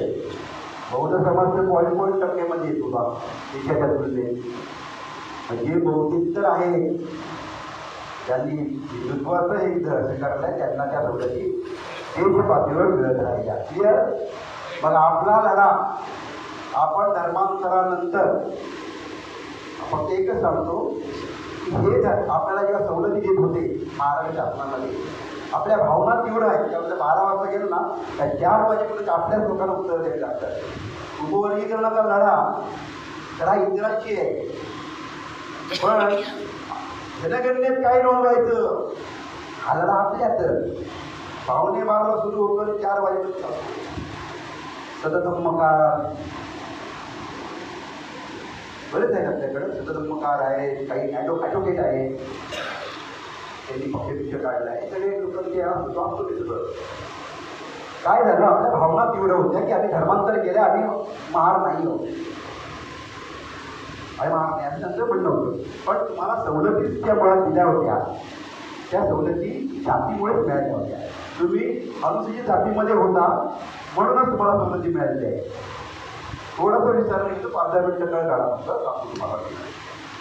मग काय झालं, आपण फॉर्मॅट काय या केंद्राची लोक नोकरीला लागली, त्यांचा फॉर्मॅट काय सांगतो माहिती काय? त्यांचा फॉर्मॅट सरळ सांगतो, श्री ढोके साहेब हे अमुक अमुकचे चिरंजीव आहेत आणि ते महाराज. System clear. कुणी आव भाऊ गाव काय करायचं नाही. म्हणजे आपले सगळे आहेत, पण मोरे साहेबांचे ऐकत बौद्ध आहे. का बौद्ध आलं? आपली चळवळ नाही होती ना, फारपासून सुरू झाली होती. मग आपल्या सगळ्याच्या सर्टिफिकेटवर काय होतं? बौद्ध.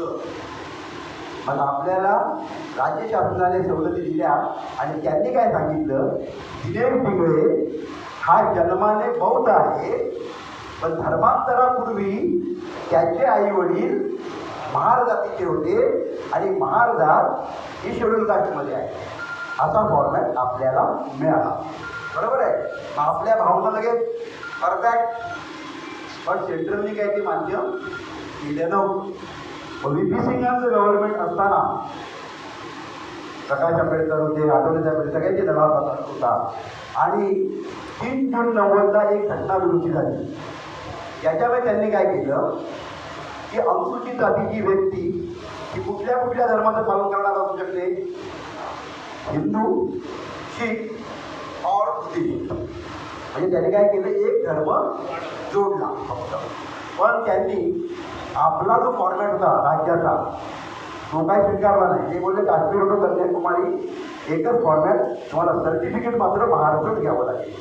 त्यावेळी व्ही.पी. सिंगांचं गव्हर्नमेंट त्यावेळी पडलं आणि त्यानंतर ज्यांचं सरकार आलं त्यावेळी आठवले साहेब राज्यामध्ये समाज कल्याण मंत्री होते. आपण तो प्रयत्न केला की आपलं सर्टिफिकेट केंद्राने ॲक्सेप्ट करावं, परंतु त्यावेळेचं तत्कालीन केंद्र सरकार जे होतं त्यांनी काय ते ॲक्सेप्ट केलं नाही. मग 17 वर्ष आपला धर्म ॲड झाला, पण आपल्या जातीचं सर्टिफिकेटचा फॉर्मॅट आपल्या मनाप्रमाणे नसल्यामुळे पुन्हा आपल्याला सवलती मिळणं बंद झालं. त्यांनी मग नवीन चर्चा घेतला की बाबा तुझं सगळं आहे, एअर इंडियामध्ये असल्या माणसाने चर्चा घेतला. बरोबर आहे बाबा, तू महार पण आहे, बौद्ध पण आहे, तुझं त्या घटना दुरुस्तीत पण आहे, पण सर्टिफिकेटचा फॉर्मॅट तुला आला पाहिजे, नाही तर सर्व आहे. बरोबर आहे. आणि मग 2017ला सोनावणे साहेब, आम्ही आठवले साहेबांना का मागतो ते पण सांगतो. आम्हाला दिल्लीच्या ऑफिसमध्ये पाय ठेवण्याचं धारिष्य हे सोनावणे साहेब आणि आठवले साहेबांमुळे मिळालं.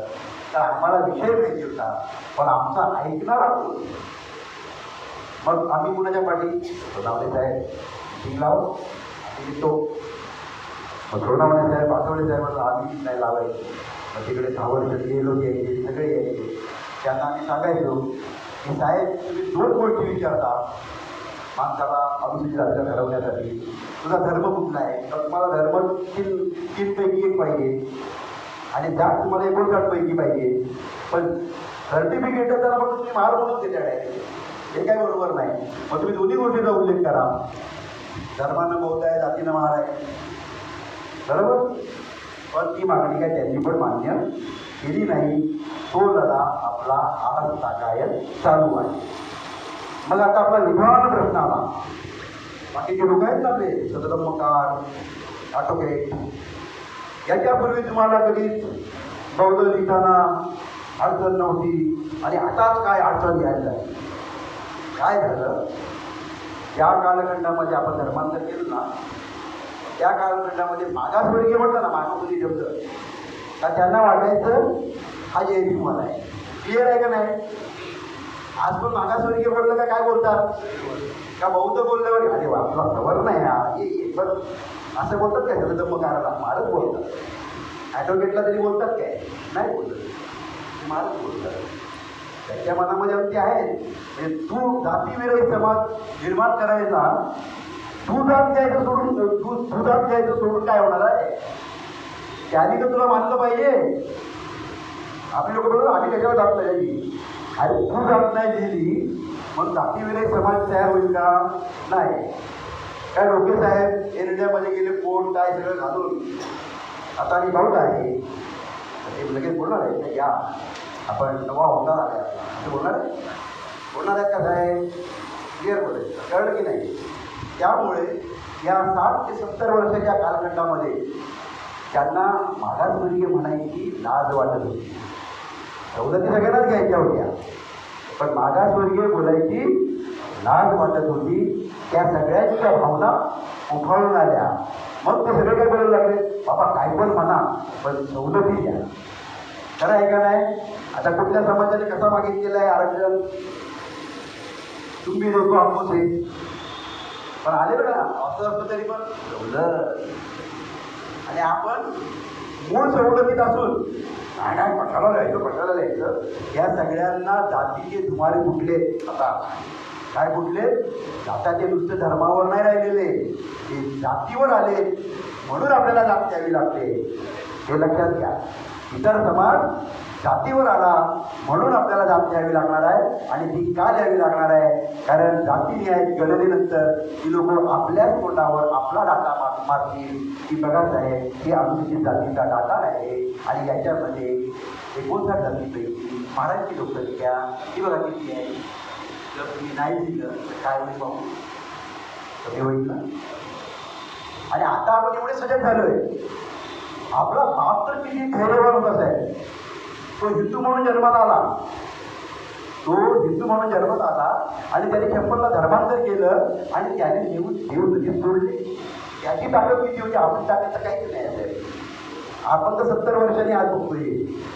आज आपण प्रशासकीय बाबीसाठी धर्माच्या कॉलममध्ये बौद्ध लिहिलं, जातीच्या कॉलममध्ये महार लिहिलं आणि भाषेच्या कॉलममध्ये पाली लिहिलं. म्हणून तुम्हाला जर कोणी आला हो चला ना मंदिरात जाऊया, जाणार आहे का? जाणार आहे का? नाही जाणार. तुम्हाला कळलंय हे जे आम्ही महार लिहिलंय हे आमची संख्या वाढवण्यासाठी, आमची संख्या अबाधित राहण्यासाठी, माझ्यासाठी नाही केलं. काही लोकांना आता ते आमची मुलं काय घेत नाही. अरे बाबा तू नाही घेत रे, तू घेत नाही. कदाचित इंग्रजीचा मुलगा आज नाही घेणार, पण इंग्रजी घेतलं तेव्हाच तर पदावर गेला ना. इंग्रजी जेव्हा महार लिहिलं तेव्हाच तर पदावर गेला ना. मग त्या मातेचं जर मुलं सवलती घेण्यासाठी पात्र ठरवायचं असेल तर मग त्याचा डाटा आपल्या सगळ्यांनी मिळून बनवला पाहिजे का नाही बनवला पाहिजे? बनवला पाहिजे का नाही बनवला पाहिजे? सामान्य भाषेत मला हे तंत्र केलेले आहे. त्यामुळे येणाऱ्या जनगणने धर्माच्या कॉलममध्ये धर्म द्या, जातीच्या कॉलममध्ये जात द्या, भाषेच्या कॉलममध्ये पाली द्या आणि पुढेही मराठी आणि पाली त्या काय भाषा त्या घेऊया. कारण मंत्रालयातलं धोरण हे तुमच्या संख्येवर ठरतं. आणि ती संख्यानंच मी वाढवून दाखवायची नसेल म्हणजे खरी संख्या व्यवस्थितपणे तुम्ही आपापसात वाटत असता बौद्ध तरी माफिणार नाही असं जर करत असला तर तोच डाटा शासन आमच्या तोंडावर मारेल. अरे बाबा तुम्ही एवढा बोलतो तिकडे समजा तो डाटा माहिती आहे काय बघितला त्या हा बघ कारण आता हे डिजिटल युग आहे. पूर्वी तरी मॅनेजमेंट यायचं आता ते 1 मिनिटात तुम्हाला डाटा काढून दाखवतो. हे बघा महाराष्ट्रामध्ये 59 जाती आहेत. 59 जातीमध्ये अनुसूचित जातीमध्ये या 59 आहेत. त्याच्यामध्ये महाराष्ट्र समाज एवढे आहे आणि यांची लोकसंख्या ही याची आहे. तुम्ही काय सांगता 60% आहे आम्हाला लक्षात आलं का? आपल्याला धर्माच्या कॉलममध्ये धर्म द्यायचं आहे, जातीच्या कॉलममध्ये आपली जात द्यायची आहे आणि भाषेच्या कॉलममध्ये मराठीचं आपल्याला पाणी द्यायचे आहे. एवढं मी माझं अल्पभाषण संपवतो. अजून 5 तास मी इथे बसणार आहे. ज्यांना कोणाला शेवटचा प्रश्न असेल त्यांनी मला विचारावा. मी इथे तुमच्या सर्व प्रश्नांची उत्तर द्यायला बांधील आहे. उपकार करता नाही, मी बांधील आहे. कारण मी नुसतं तत्वज्ञान नाही आहे, मी त्या प्रशासकीय खुर्चीवर बसून आलेलो आहे आणि म्हणून मी पोट दृष्टी सांगतोय. पण तुम्ही असा समज करू नका की तिकडेकडे महाराष्ट्र बिलकुल नाही. माझ्या बापानं माझ्या बहिणी 57ला जन्म हे सगळे वापरायचे त्या करत्या. 56ला धर्मांतर झालं, 57ला माझ्या बहिणीचा जन्म झाला. बहिणीच्या जागेवर बौद्ध आहे. त्यामुळे कुणीही बौद्ध होणं आपल्याला शिकवण्याचा प्रयत्न करू नये एवढी एक नम्र विनंती आहे. आणि जे जे सांगतात आपल्याला काय ते बौद्ध दिलं पाहिजे त्याला फक्त एवढंच बोलायचं भाऊ त्याला सर्टिफिकेट टाक वर तिथं महाशब्द आहे का नाही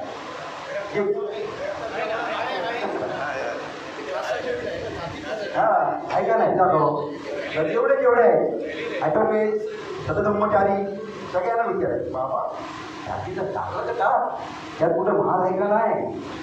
आणि बौद्ध धर्मात म्हणून तुम्हाला बघायचं असेल ना तर सवलती पण घ्यायच्या नाही आणि कुठला प्रश्न नाही. आता रूपा कुलकर्णी नागपूरची जी एचओडी हिस्ट्री आहे तिने धर्मांतर केलं पुढे सवलत मिळणार आहे का? नाही मिळणार. ती ब्राह्मण त्याच्यातून ती बौद्ध झाली. सवलत कुणाला मिळणार आहे?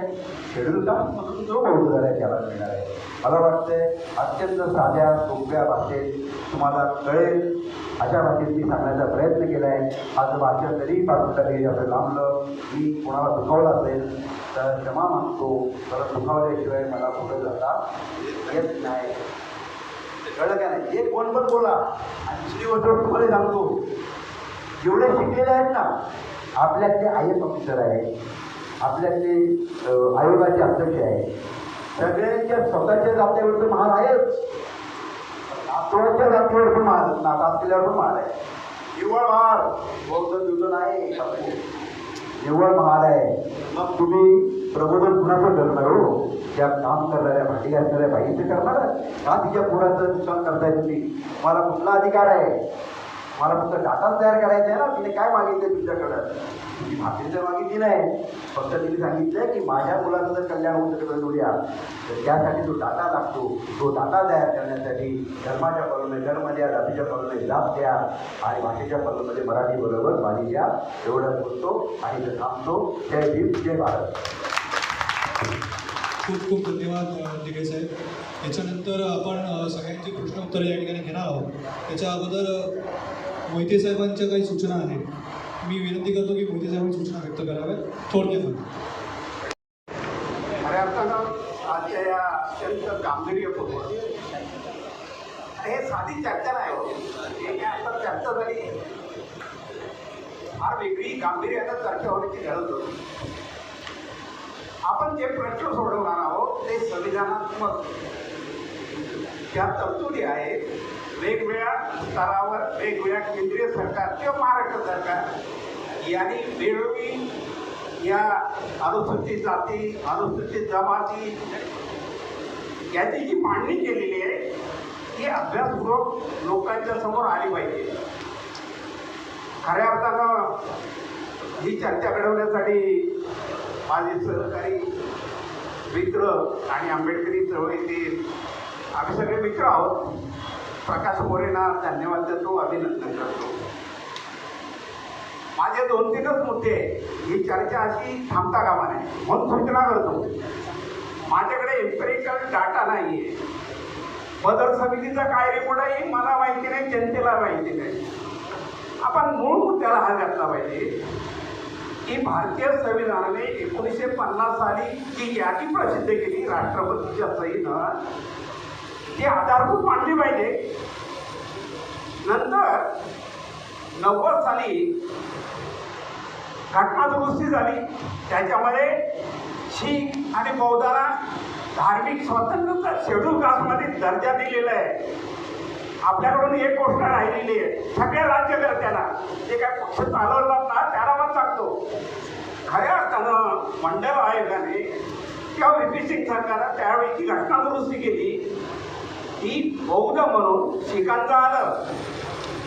त्या शेड्यूल कास्टच्या यादीमध्ये शीख समाविष्ट झाले, बौद्ध नाही झाले. आणि मंडल आयोगाने शिफारस केली होती की बाबासाहेबांच्या आज्ञेप्रमाणे जे धर्मांतरित बौद्ध आहेत त्यांना ओबीसीमध्ये शिफारस केली होती, पण ती ओबीसीमध्ये त्या यादीमध्ये आली नाही. जन्माची मेघ आता आपल्याकडे अशी आहे की 90 साली घटना दुरुस्ती झाल्यानंतर शेड्यूल कास्टच्या यादीमध्ये धर्मांतरित बौद्ध, नवबौद्ध काहीतरी आले पाहिजे होते, ते आलेच नाही हो. आणि खरा संघर्ष इथं आहे आपला. ही गोष्ट जरी बोलायला सोपी असली तरी राजकीय इच्छाशक्ती ज्यांच्याकडे नाही ते काही करू शकत नाही. म्हणजे 90 ते आतापर्यंत कोणी काही केलेलं नाही. माझी एक विनंती आहे, आता जे काय आपलं संघटन होईल अपेक्षा आहे, संघटना भरपूर होतात, कृती काय नाही, भाषण होतं, एक कृती कार्यक्रम ठरवला पाहिजे. हे आंदोलन पुढे नेण्यासाठी एक लक्षात ठेवा, बाबासाहेबांच्या भाषेतच सांगतो, ही लढाई साधी सोपी नाही आहे. या देशाचा सगळा इतिहास ही ब्राह्मणशाही आणि बुद्धिझम मधली संघर्ष आहे.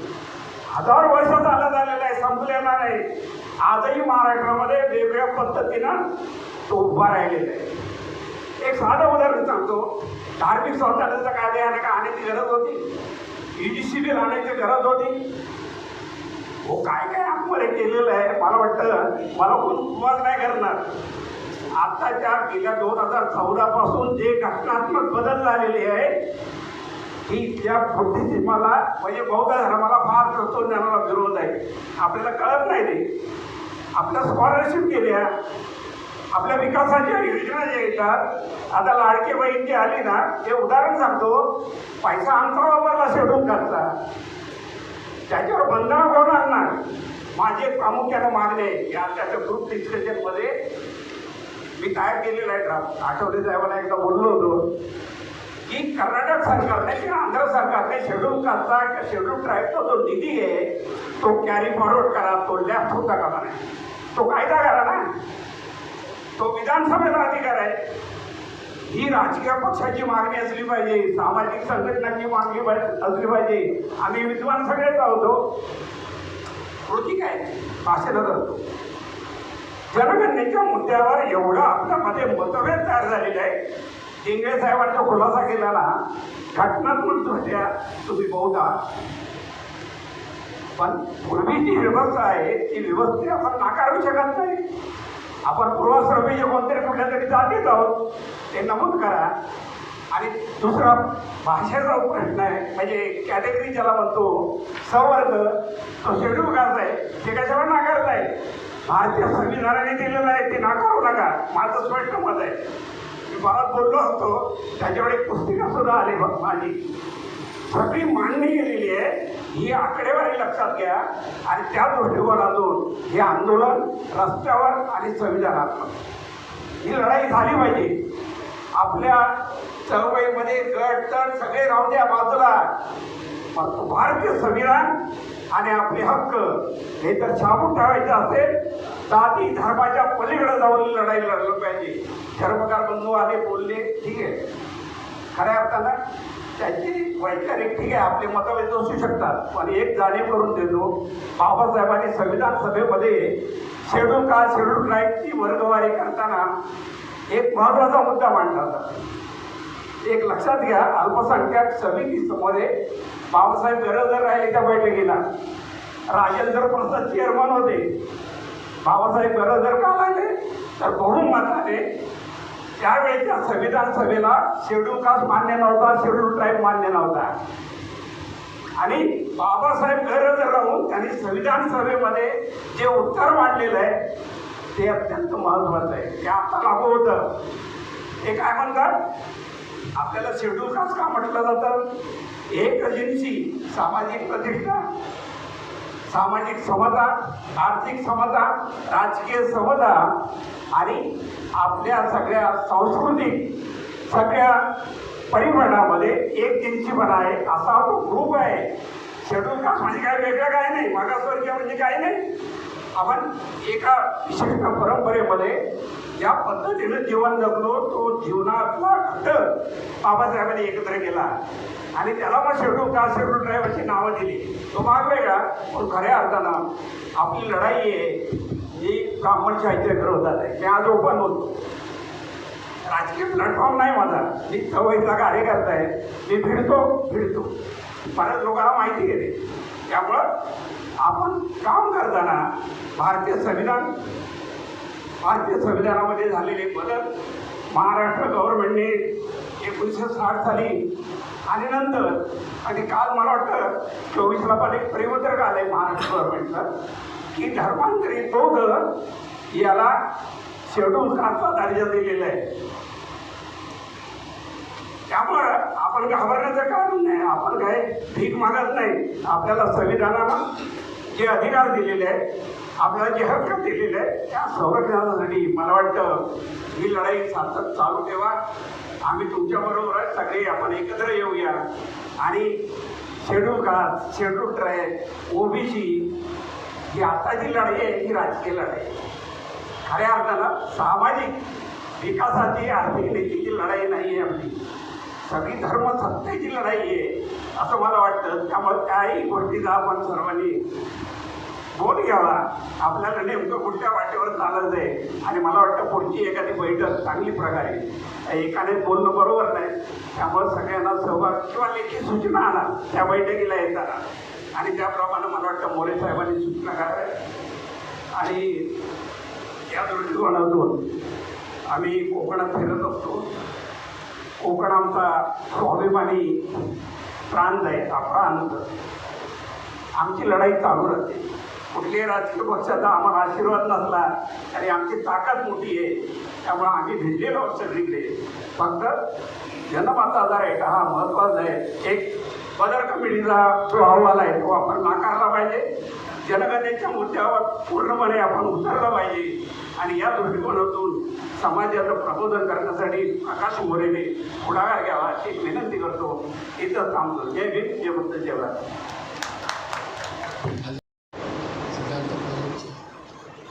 आमच्या सगळ्यांचे सहकारी मार्गदर्शक खरं तर खूप वर्षाने आले प्राध्यापक मोहिते साहेब, विजय मोहिते साहेब यांचा सत्कार आदरणीय अरुण गमरे साहेब करतील अशी विनंती.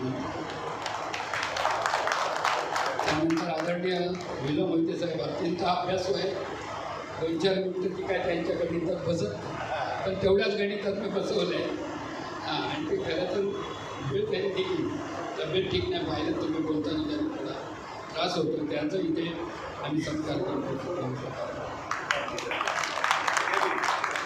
त्याचप्रमाणे त्याने आपल्या शाहिरीने बाबासाहेबांच्या प्रति या महाराष्ट्रामध्ये प्रसार प्रचार प्रचंड प्रमाणात केला. ते आदरणीय राजेश यांचा इथे सत्कार करतो. आमचे एक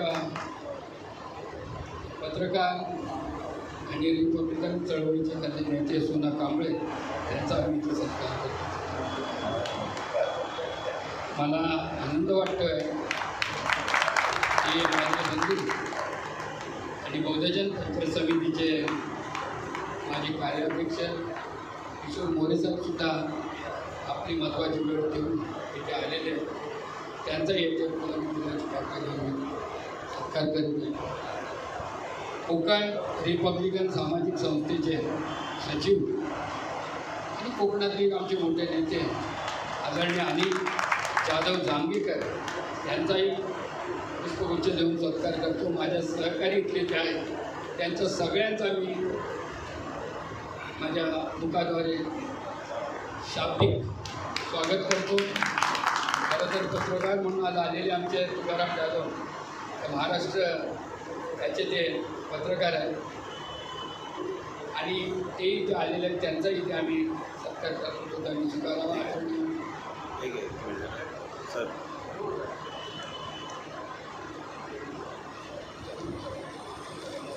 त्याचप्रमाणे जवळजवळ 3 तास ज्यांनी अक्षरशः कॅमेरा लावूनच ठेवलेला आहे, कारण विद्वानांना ऐकणं हे अत्यंत महत्त्वाचं आहे. ते पोचवणं महत्त्वाचं आहे. ते पोचवणारं काम ते करणार आहे. ते आदरणीय चव्हाण साहेब यांचं इथे स्वागत करतो. माझ्या सर्व पंचशाखा, सगळ्या संघटना, सगळ्यांचे मी आभार मानतो. राजकीय पक्षातल्या लोकांना सगळ्यांचा आभार मानतो. कोणी वाईट मान नका. आपण सगळेच एकत्र आहोत. नेहमीच आपण एकमेकाचे स्वागत करतो. त्यामुळे कुणी नाराज न होता आपल्याला कोणाला प्रश्न जर विचारायचा असेल, फक्त प्रश्न आणि त्याची उत्तरं जर हवी असतील तर ती घ्यावी. मला आनंद आहे की आमची कल्पना आज खूप वर्षांनी आली. कल्पना बघत तिने 3-4 वेळ तास दिलेले आहे. माझी स्वतःची शाखा आहे 382. त्या शाखेमध्ये मी मला त्या मुंबईमध्ये पहिली महिला सभा पदाधिकारी मी ठेवलेली होती 20-25 वर्षापूर्वी. त्या आमच्या जाधवताई आलेल्या, दोन्ही जाधवताई आलेल्या. आता आमच्यामध्ये कधी आम्ही घाटावरचा आणि कोकणा असा काही प्रकार केला नाही. तेव्हा आमच्या कांबळेताई त्या खऱ्या साताऱ्याच्या, पण आज 5-6 वर्ष ते सगळं सांभाळत आहे. त्यांचेही सगळ्यांचे मी आभार मानतो. भारतीय बौद्ध महासभेचे आभार मानतो. राष्ट्रवादी, रिपाई, ज्या संघटना आहेत त्या सगळ्यांचे मी आभार मानतो. अनाऊपणे जे बाहेरून हे कार्यक्रम ऐकून इथे आलेले आहेत ऐकण्यासाठी आणि त्यांनी आम्हाला सगळ्यांना प्रचंड साथ दिलेली आहे. तर सगळ्यांचा आभार मानून मी तुम्हाला 2 मिनिटाची कल्पना बोलतो. तर त्याच पद्धतीने आपण जी विमचाराची जे केंद्र आहे माझं, आदरणीय संस्थापक माझे रमेश पाटील, सिद्धार्थ कांबळे आणि सगळे कार्यकर्त्यांचे मी विशेषतः मी ते आभार मानतो. आणि 2 मिनटं देतो. ज्याला कोणाला महत्त्वाचा प्रश्न विचारायचा आहे सटकन विचारावा. साहेब सटकन उत्तर द्यायचं. प्रश्न विचारा. फक्त प्रश्न अवघडचा जो लढा आहे, वेगवेगळ्या संघटना, वेगवेगळे गट निर्माण झालेले आहेत आणि 10 जूनपासून बीडमधून परभणी वाया संभाजीनगर मुंबईला येत आहेत. तर आणि अशा वेगवेगळ्या लोक मोर्चा किंवा गटतट करत आहेत. तर आजच्या या बैठकीतून आपण काय संदेश एकत्रितपणे माननीय आमदार अंबाजी आठवले साहेबांची जी भूमिका आहे, प्रबोधन पंचायत समितीची आनंदराज आंबेडकर साहेबांची जी भूमिका आहे किंवा वंचित आघाडीचे आमचे नेते बाळासाहेब आंबेडकरांची जी काय भूमिका आहे, हे सगळे आमचे दिग्गज नेते आहेत.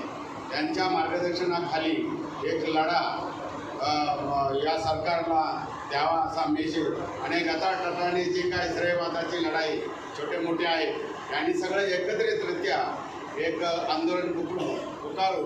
अवघडचं काय या सरकारला की जो जनगणनेच्या नंतर संख्येच्या आधारे 2027च्या नंतरचा हा जो भाग आहे तो आपण आजच्या मिटिंगमधून काय हे गटातटाच्या संघर्षाच्या बाबतीत आपण एकत्रितपणाचा मेसेज आपण काय द्याल हा माझा प्रश्न.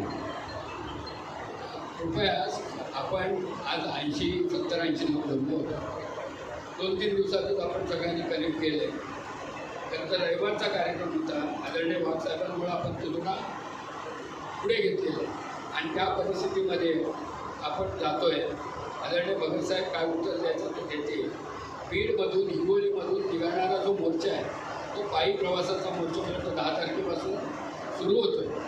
23 तारखेला हाऊस सुरू होतो आहे आणि त्याच्या माध्यमातून 26 तारखेला हा तुफान मार्च प्रचंड ताकदीने आझाद मैदानात या संघर्षासाठी उतरणार आहे. त्यावेळी नेतृत्व कोणाचं आहे, त्याच्याशिवाय विषय किती महत्त्वाचा आहे हे जाणून ह्या मुंबईतल्या सगळ्या लोकांनी उभ्या ताकदीने त्या संघर्षासाठी तिथे निघायचं आहे. एवढीच मी आपल्याला विनंती करतो. जय हिंद. आपल्या अस्तित्वाची ही लढाई आहे, त्यामुळे सर्वांनी एकत्र येऊन या मोर्चामध्ये आणि कुठल्याही आंदोलनामध्ये उतरलं पाहिजे आणि पुन्हा एकदा लीडर्सच्या आंदोलनाची स्मरण आपल्याला झालं पाहिजे.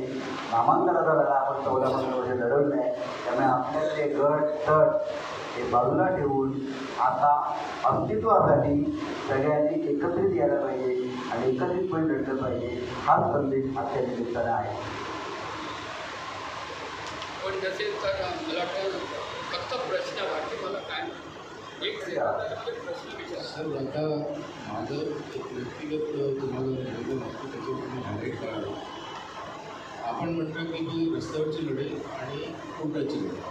तर कोर्टाची लढाई आता आता जर केलं तुमचं माझ्या तोंडात मी शब्द बोललो नाही हे नका करावं. रस्त्यावरची लढाई आणि कोर्टाची लढाई दोन्ही शब्द माझ्या ह्याच्यात मी वापरतो नाही. म्हणजे पक्षाने वर्कआउट करायला हवं आणि त्याच्यासोबत जी कायदेशीर रेमेडियल ॲक्शन्स अवेलेबल आहेत त्याच्यावर म्हणजे समितीने काही निर्णय घ्यायला पाहिजे ना. फक्त रस्त्यावरची लढाई करून काहीच होणार नाही सर. हे सर्व न्यायिक प्रश्न आहेत. त्या न्यायिक प्रश्नामधूनच याचं काही प्रश्न येऊ शकतो. आता न्यायिक प्रश्नाच्या बाबतचा पण तुम्हाला प्रशासकीय अनुभव सांगतो मी की लढा हा संख्येच्या आधारावर लढला जातो. मी खुर्चीत बसून काम केलेलं आहे. खुर्चीत बसून जे निर्णय घ्यायचे आहेत त्यासाठी तुमची मला एवढी लागत नाही. पण तिथं संख्या दाखवायची आहे तिथे मला पोलीस चौकी पाहिजे, सोनावळे पाहिजे, सोनावणे पाहिजे, सुरत पाहिजे. आता न्यायिक लढाईचं जर तुम्ही बोलला न्यायिक लढाईपेक्षा तुमचं संघटन किती महत्त्वाचं आहे आणि ते किती सदस्य मार्गाने शासनावर दबाव आणू शकतं हे लक्षात घ्या. कारण आताचं युग हे डिजिटल आहे. ते तुम्हाला मोर्चात काही करत नसतात, काही करत नसतात. त्यांची यंत्रणा असते, मग ड्रोन आहे, सगळं आहे. त्यामुळे तुम्हाला हे जे आहे हत्यार आता तुम्हाला अलीकडच्या काळातलं बोस्टनमधून सुरू झालेलं आंदोलन आहे तिथे याच्यात पोचलं ते कळलं असेल. त्यामुळे याचा उपयोग समाजाच्या अस्तित्वासाठी आपण केला पाहिजे. म्हणजे केल्यानंतर त्याचा मॅसेज जर गेला तर ते बसलेल्याला समजतं की बाबा काय होऊ शकतं आणि केल्यानंतर काय होईल. पुढच्या येणाऱ्या आगामी काळात काय निवडणुका नाही आहे कुठल्या, बरोबर आहे. त्यामुळे थोडासा लेजर पिरियड आहे आणि मास मेमरी इज शॉर्ट मेमरी आणि आपण पुन्हा विसरून जाऊ तर ते विसरता कामा आपण नाही. तुमचं बाबासाहेबांनी दिलेलं एक बोट जे आहे तेच कामी येईल. पण ते बोट आपण सजगपणे वापरत नाही. त्याचमुळे आता कोर्टाचं जे तुम्ही मला म्हणाला तर कोर्टात किती प्रकारच्या केसेस चालू आहे. सरकार ज्याच्या पाठी आहे त्याचं कोर्ट केस चालते. त्याला नाही सगळीकडे तेच आहे.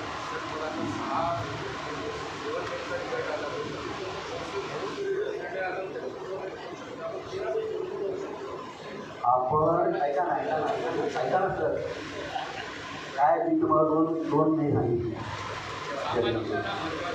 इकडून मला विद्वानाचा लढा आणि प्रशासकीय लढा यातला फरक आहे. कळलं की नाही. तुम्ही गेला मी तुम्हाला एक जाहीर प्रश्न विचारतो. तुमच्या वकिलाला तुम्ही किती फी द्याल? नाही तुमच्या वकिलाला तुम्ही किती फी द्याल? ऐका ना साहेब प्रश्न स्ट्रेट आहे. तुम्ही किती फी द्याल? रिझन देऊ नका ना सर. तुमच्या समाजामध्ये ॲडव्होकेट अवेलेबल आहे विदाउट फ्री ऑफ कॉस्ट करणार आहे. साहेब ऐका ना ते ॲडव्होकेट सगळ्यांनी यावं. सुप्रीम कोर्टात जायला कोणी त्यांना रोखलेलं नाही आहे. पण ते गेल्यानंतरचे प्रशासकीय परिणाम काय आहेत ते आम्हाला माहिती आहे ना. साहेब तुम्ही मला सांगा एक साधा प्रश्न विचारतो आहे. ते आपले ऑफ द बाय बंद करून टाकते सगळं आता बंद करू. या ठिकाणी लक्ष्मण भगत साहेब गटप्रतिनिधी ते उपस्थित आहेत. प्रकाश मोरे साहेबांना विनंती करतो की त्यांनी यांचं स्वागत करायचं आहे. त्याच पद्धतीने कार्याध्यक्ष त्यांच्या समितीचे त्याच पद्धतीने गटप्रतिनिधी अरुणजी गमरे साहेब या ठिकाणी उपस्थित आहेत. त्यांचं देखील स्वागत प्रकाश मोरे साहेब करतील अशी त्यांना विनंती करतो. आणि या ठिकाणी मी थोडक्यात सांगू इच्छितो की आत्तापर्यंत आपण सगळ्या पद्धतीचे लढे करत आलेलो आहोत. आणि सगळ्या पद्धतीची लढाई करत असताना रस्त्यावरची चळवळी आपल्याला नेहमी करावी लागतेच आहे आणि या अनुषंगाने ती आपल्याला करावीच लागणार आहे आणि आपण त्याच्यासाठी सगळेजण तयार व्हायचे. तुर्तास ज्या न्यायालयीन प्रक्रिया आहे त्याच्यावरती आपण पुन्हा एकदा बसू, सगळे विचारवंत बसू, ॲडव्होकेटांना बोलवू, डॉक्टरांना बोलवू, आपल्या समाजामध्ये जे सुशिक्षित लोक आहेत त्यांना सगळ्यांना बोलवू आणि कोणत्या पद्धतीनं आपल्याला न्यायालयीन प्रक्रिया राबवता येईल त्या पद्धतीनं आपण त्याच्यावरती विचार करू. तुर्तास वेळेचा अभाव आपण यावेळी भरपूर जागा असल्याकारणे 10 वाजता संपणारा कार्यक्रम 10:30 वाजलेले आहेत. या ठिकाणी शेवटचा मला वाटतं प्रश्न सागर लोखंडे यांना उपस्थित करत आहेत. त्यांना विनंती करतो की त्यांनी प्रश्न उपस्थित करा. आभार व्यक्त करतो की आज परस्पर एवढे आपल्या समाजातील विद्वान लोक आहेत त्यांना आम्हाला ऐकण्याची संधी भेटली आणि तो प्लॅटफॉर्म आमच्या आदरणीय आमचे मार्गदर्शक प्रकाशजी मोरे यांनी हा प्लॅटफॉर्म आमच्यासाठी उपलब्ध करून दिला. सर, आता तो जनगणनेचा जो विषय चालू आहे त्याच्यामध्ये भरपूर सारा आपला स्लम भाग आहे.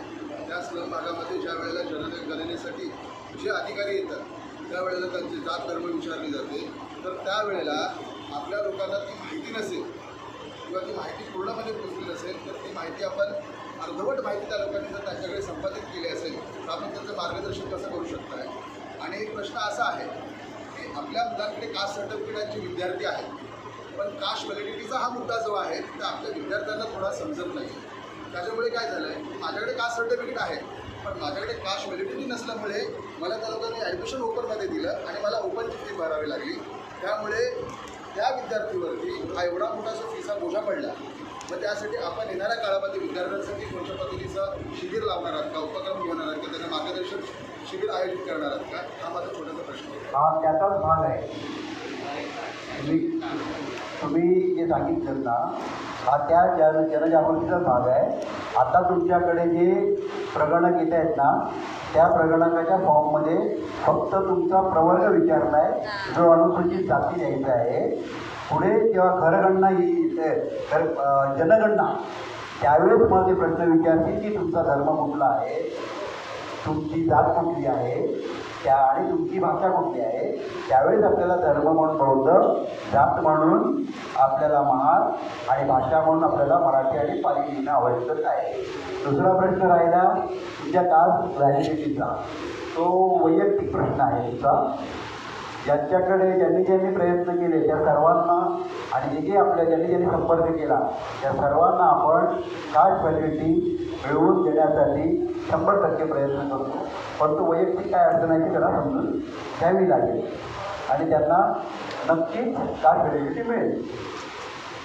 सगळ्यांचे मी आभार मानतो कारण तुम्हाला पण वेळ साहेबांनी मला एका आठवड्याच्या आत व्हॅलिडिटी दिलेली आहे.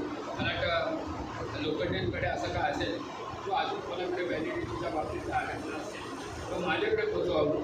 जेणेकरून दिले साहेबांकडे मी पोचवून जेवढ्या तुमच्यात काय चुकी असतील त्या पूर्ण करून करायचा आपण प्रयत्न करू. आदरणीय भगत साहेब आभार मानतो सगळ्यांची अशी विनंती आहे. भगत साहेबांचं शेवटचा आभार मानायचा अगोदर या कार्यक्रमाचे अध्यक्ष यांच्या अधिपत्याखाली हा कार्यक्रम संपन्न झालेला आहे. तर प्रकाश मोरे यांचं मी स्वागत करण्यासाठी गमरे साहेबांना विनंती करतो की त्यांनी देखील मोरे साहेबांचं स्वागत करायचं या ठिकाणी. धन्यवाद. आणि मी भगत साहेबांना विनंती केली की त्यांनी आभार व्यक्त करावे. सर्वांना स्वस्त आज वंदनीय तथागत भगवान गौतम बुद्ध, परमपूज्य नेते बोधिसत्व डॉक्टर बाबासाहेब आंबेडकर, बहुजन प्रतिपादक श्री छत्रपती शिवाजी महाराज, क्रांतिवीर महात्मा ज्योतिराव फुले यांच्या पवित्र विचारांना आशीर्वाद करून आज खरोखर म्हणून ज्वलंत विषय चाललेला आपला तो उपवर्गीकरण आणि या उपवर्गीकरणच्या बाबतीत आपण आज या सांस्कृतिक केंद्रामध्ये आदरणीय प्रकाशजी मोरे साहेब यांच्या अधिपत्याखाली आपण इथे जी बैठक आयोजित केलेली आहे ती खरोखर मी सर्वप्रथम मोरे साहेबांचं आणि त्यांच्या संपूर्ण टीमचं मी आभार मानतो. त्यांना धन्यवाद देतो की आपण खरोखर म्हणतो हा ज्वलंत प्रश्न आपण सगळ्यासमोर आणलेला आहे. आणि या बैठकीला डॉक्टर संदेश वाघ जे मुंबई विद्यापीठामध्ये इतिहासाचे मुख्य आहेत, त्यानंतर माननीय गणेश बोरकर साहेब राष्ट्रीय उपाध्यक्ष अखिल भारतीय चर्मकार संघ यांनी सुद्धा आपले विचार मांडलेले आहेत. माननीय दिनेश डिंगळे साहेब जे माजी सहसचिव सामाजिक न्याय विभागाचे माजी सहसचिव त्यांनी सुद्धा चांगले विचार मांडलेले आहेत. आदरणीय गौतम सोनवणे साहेब आहेत, त्यांनी विचार मांडलेले. विनय मोहिते साहेबांनी विचार मांडलेले आहेत. माननीय प्राध्यापक विजय मोहिते साहेब इथे सुद्धा उपस्थित आहेत. आमचे ढोके साहेब यांनी सुद्धा विचार आदरणीय सोना कांबळे साहेब सुद्धा इथे उपस्थित आहेत. किशोर मोरे साहेब उपस्थित आहेत. मला वाटतं या आपल्या समाजामधील बहुतेक मंडळी इथे आपण उपस्थित आहोत. सगळ्यांनी चांगले चांगले विचार मांडलेले आहेत आणि प्रश्नसुद्धा विचारलेले आहेत. परंतु आजचा जो प्रश्न आहे हा आजचा प्रश्न ज्वलंत प्रश्न आहे आणि याच्यावरती आपण खरोखर म्हणतं जोपर्यंत आपण जागे होत नाही तोपर्यंत खरोखर मला वाटतं मला वाटतं फार आपली परिस्थिती फार वाईट होण्याची शक्यता आहे. म्हणून याच्यासाठी आपण लढा दिला पाहिजे आणि त्याच्यासाठी आज खरोखर मला वाटतं प्रकाशजी मोरे साहेबांनी आणि त्यांच्या संपूर्ण टीमने ही जी आज इथे आयोजित केलेला हा जो आहे त्यांना मी परत एकदा पूर्ण धन्यवाद देतो. आणि डिंगळे साहेबांनी खरोखर चांगले विचार मांडले, कारण डिंगळे साहेबांनी सामाजिक न्याय विभागामध्ये चांगल्या प्रकारे काम केलेलं आहे. ते आणि वाघ साहेबांनी खरोखर मला वाटतं खर्च कर मगाशी वाघ साहेबांनी जे काढलेले आहेत, जे आपले जे पत्रकार होती ती पत्रकार मला वाटतं त्या पत्रकाचा खर्च त्या दोघांनी करून समाजामध्ये पोहोचवण्याचं त्यांनी एक खरोखर मला वाटतं एक चांगल्या प्रकारे चांगल्या प्रकारे जाण्याचा एक चांगला मार्ग त्यांनी चौकलेला आहे. म्हणून मी त्यांना धन्यवाद देतो. आणि आज मला वाटतं सगळ्यांनी चांगल्या प्रकारे प्रश्न मांडलेले आहेत आणि हा विषय फार गांभीर्याचा विषय आहे. हा गांभीर्याचा विषय आहे आपण, कारण आता उपवर्गीकरणामध्ये धर्माच्या रकाण्यामध्ये धर्म कुठला लिहायचा आणि जातीच्या रकाण्यामध्ये जात कुठली लिहायचं याचं सुद्धा विश्लेषण आदरणीय डिंगळे साहेबांनी केलेलं आहे. म्हणून मी पुन्हा एकदा तुम्हाला सगळ्यांना विनंती करतो की आपण आता इथे मोर्चा सोडून मला आंदोलन नंतर शेवटी सगळ्यांचं एक हे आलेलं आहे की आपण सगळ्यांनी एकी केली पाहिजे. जर एकी आपण केली नाही तर खरोखर मला वाटतं सोना कांबळे साहेबांनी सांगितलं की याच्यामध्ये बाळासाहेब आंबेडकरांना सुद्धा आपण घेतलं पाहिजे, भीमराव आंबेडकरांना घेतलं पाहिजे, आनंदराज आंबेडकर साहेबांना घेतलं पाहिजे, आपल्या आठवले साहेबांना घेतलं पाहिजे, कवाडे साहेबांना घेतलं पाहिजे. सगळ्यांना मला वाटतं एकत्र करून हा जर आपण लढा दिला तर नक्कीच मला वाटतं शासन नमल्याशिवाय राहणार नाही. शासन नमल्याशिवाय या सगळ्यांना आपण एकत्र जर लढा दिला तर शासन नमल्याशिवाय राहणार नाही. मी पुन्हा एकदा आदरणीय मोरे साहेबांना धन्यवाद देतो. आपण चांगल्या प्रकारे आज या दिनमध्ये आपण हा चांगला एक प्रयोग केलेला आहे, चांगल्या प्रकारे आयोजन केलेलं आहे आणि खरोखर याच्यासाठी आदरणीय डिंगळे साहेबांनी चांगले प्रश्नांची उत्तरं दिली आहेत, त्याचा सुद्धा मी धन्यवाद देतो. आणि ते सांगतो पुन्हा एकदा मी या सर्व आपण इथे आपण सर्व उपस्थित झाला सर्वांना धन्यवाद देतो. आमचे आदरणीय विकास चॅनलचे आदरणीय चव्हाण साहेब हे सुद्धा इथे उपस्थित झालेले आहेत, त्यांना धन्यवाद देतो. आमचे तुकाराम साहेब त्यांना सुद्धा धन्यवाद देतो. आणि पुन्हा एकदा मी सर्वांचे आभार मानतो आणि आजचा कार्यक्रम इथे संपला असं मी जाहीर करतो.